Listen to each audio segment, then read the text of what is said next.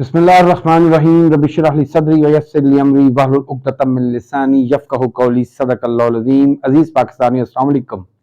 کہتے ہیں کہ جس گھر، ادارے یا ریاست میں نفاق، انتشار، اندرونی خلفشار اور باہمی کشمکش ہو، وہ اندرونی اور بیرونی دشمنوں کے لیے ترنوارہ بن جاتا ہے، اور کچھ یہی معاملہ آج کل ریاست پاکستان کے ساتھ ہے۔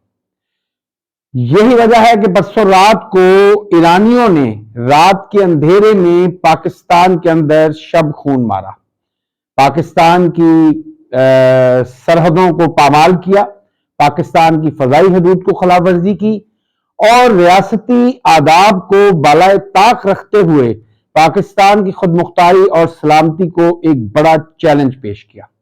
آج پاکستان کی فضائیہ نے اس کا دندان شکن اور بھرپور جواب دیا۔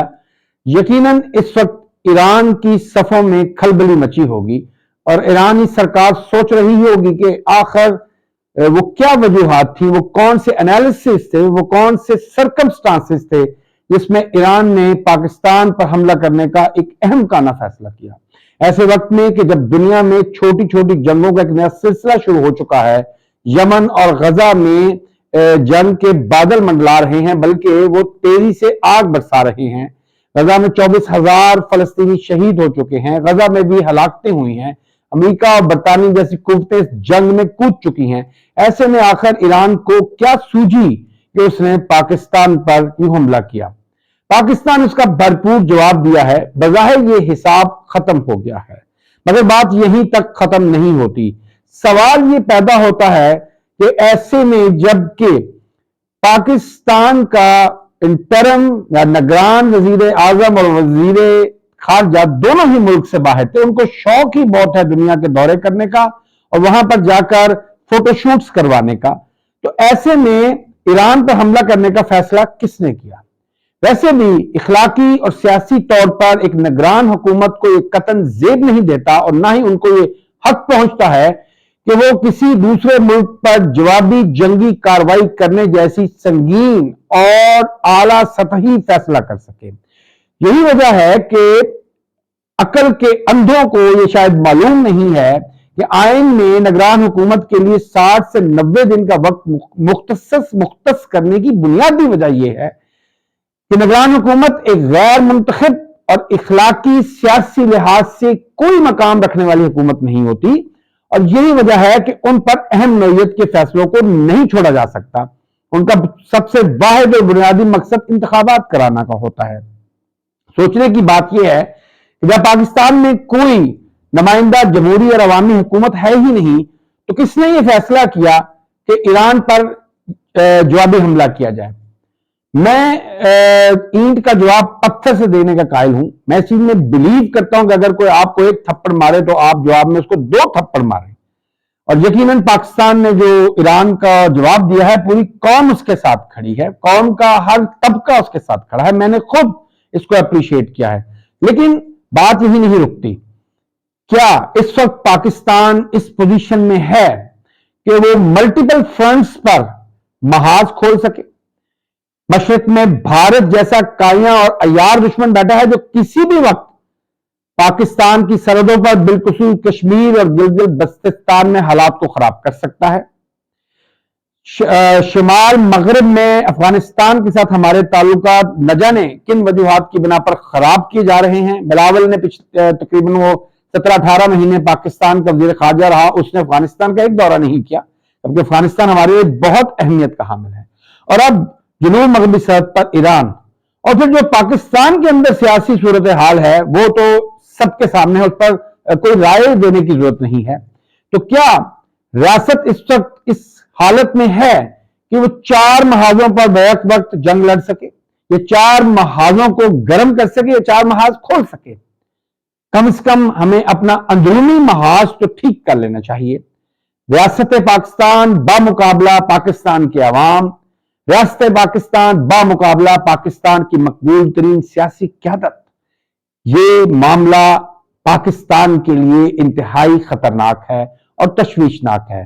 ہمیں یقیناً پاک افواج کے ساتھ کھڑا ہونا ہے، ہمیں اپنی ایئر فورس کا ساتھ دینا ہے، لیکن یہ یاد رکھیے گا کہ जंगें असबाब और ग्राउंड रियलिटीज की बिना पर लड़ी जाती हैं, महज जोशो जज्बात से लड़ी नहीं जाती।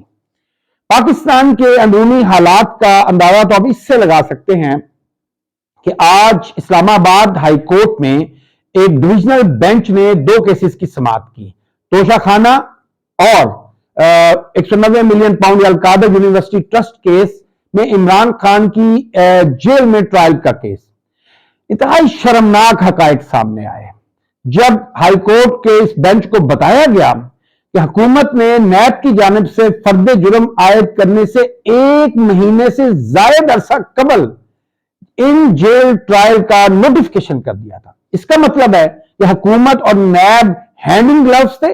नैब ने हुकूमत को पहले से मुतले कर दिया था कि हम फलां डेट को फर्द जुर्म आयद करेंगे या उनके खिलाफ कार्रवाई को आगे बढ़ाएंगे। मतलब इसका मतलब है कि पाकिस्तान में कानूनी आइन और जो अदलिया के जो बुनियादी असूल हैं उनको बुरी तरीके से वायलेट किया जा रहा है। इसका मतलब है कि बुनियादी इंसानी और शहरी हकूक का सत्यानाश किया जा रहा है, उनको पामाल किया जा रहा है।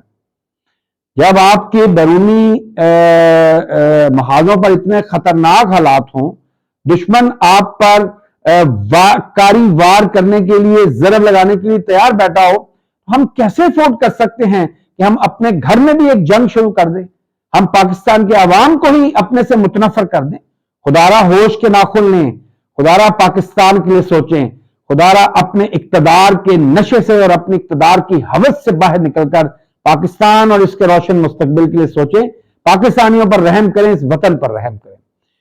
नाज़रीन, पिछले चंद महीने से जब से कुछ इंतहाई मनहूस किस्म की शख्सियतें पाकिस्तान में लौट कर वापस आई हैं, उन्होंने अपने सबज कदम पाकिस्तान में रंजा फरमाए हैं, तब से पाकिस्तान पर लगता है कि एक नहुसत और लानत का साया है।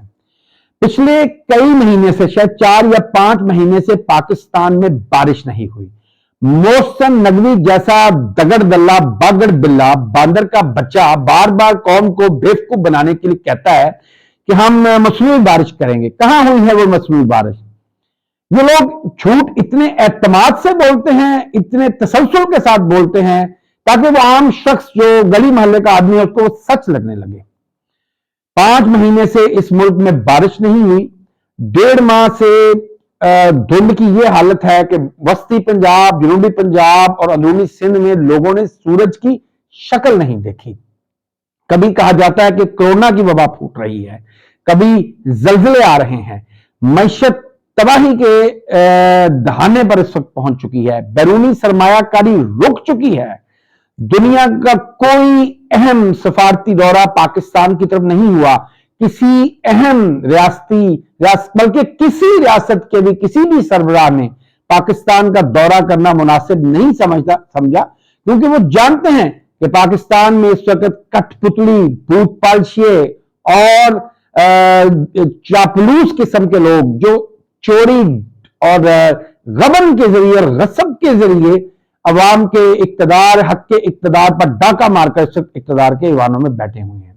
हकीकत तो यह है कि जब से नवाज शरीफ को इस वतन में वापस लाया गया है, जब से अदालतों ने, जब से अदारों ने आईन और कानून की धज्जियां बखेरते हुए एक मुजरम, एक भगोड़े, एक इश्तिहारी और एक खानदानी चोर को रियासती प्रोटोकॉल दिया है और उसे कौम के सर पर मुसल्लत करने का ऑपरेशन शुरू किया है, तब से इस मुल्क पर एक नहुसत की अलामत है, नहुसत छाई हुई है। हर तरफ कोई अच्छी खबर नहीं मिलती। खेल का मैदान हो, सियासत का मैदान हो, तजारत का मैदान हो, हर रोज आपको एक नई बुरी खबर सुनने को मिलती है। हर रोज इत्तला मिलती है कि ये चीज महंगी हो गई, बिजली की इतनी महंगी, गैस इतनी महंगी, अशिया खुर्द-ए-नोश में इतना इजाफा हो गया।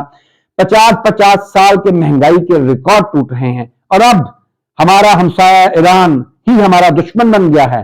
अब हमारी सरहदों पर भी जंग के खतरात मंडलाने लगे हैं। अल्लाह पाकिस्तान पर, हम सब पर रहम फरमाए। अल्लाह हाफिज।